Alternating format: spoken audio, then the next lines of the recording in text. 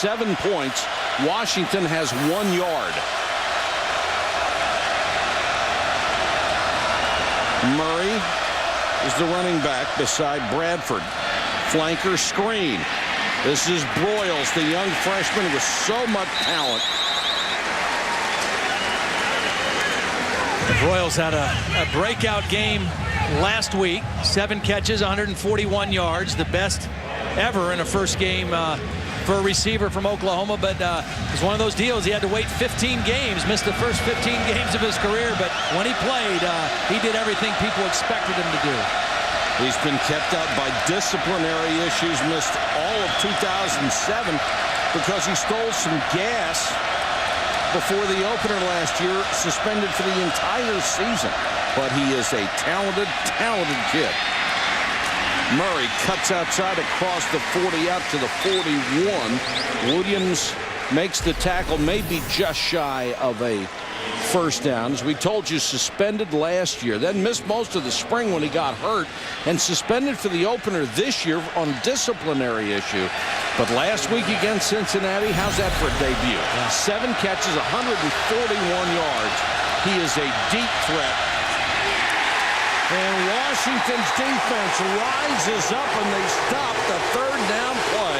The carry went to Murray, and the middle linebacker Donald Butler, who was playing hurt, made a big play. And Tyrone Willingham said, we need to have some good things happen to us early. That is a huge thing for the Washington football team. Their defense, 3rd down and 1, they get penetration, they force the punt, and they stop this Oklahoma offense. That could go a long way for the Huskies. Mike Nall will come on to punt to DeAndre Goodwin, who waits back at his 10.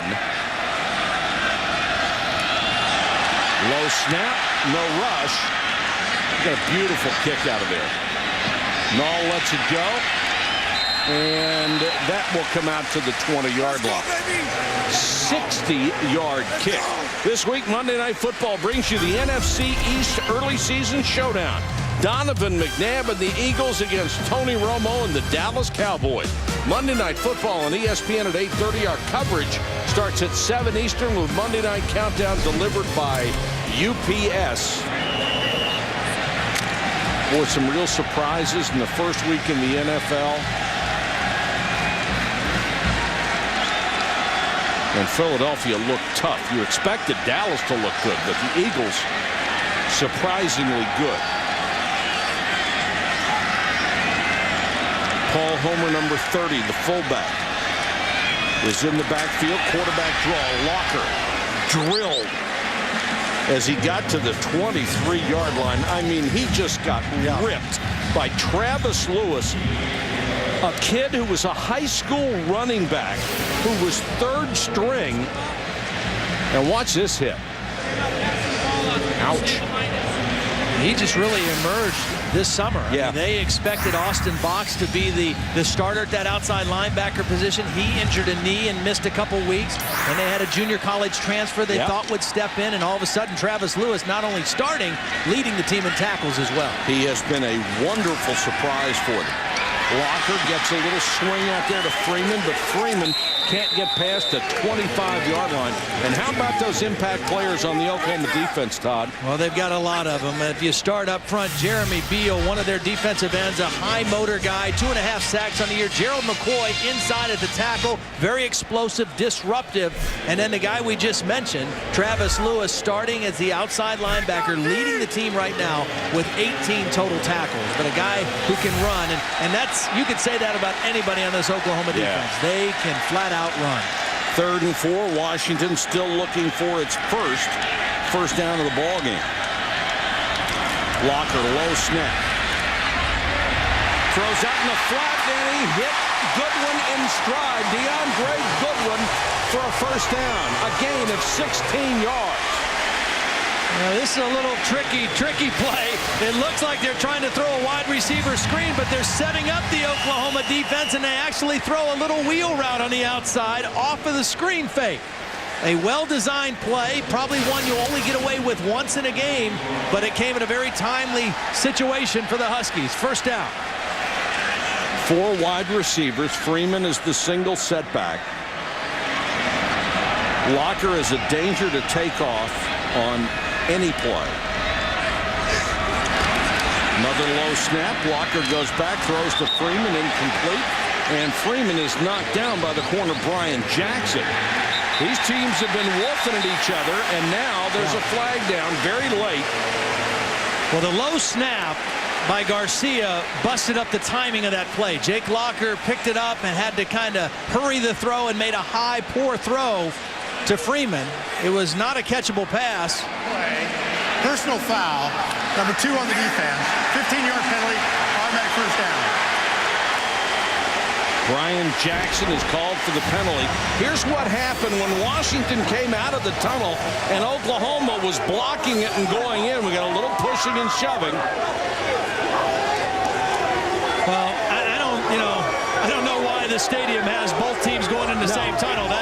That's not a great situation no matter who you're playing. But cooler heads prevailed ultimately.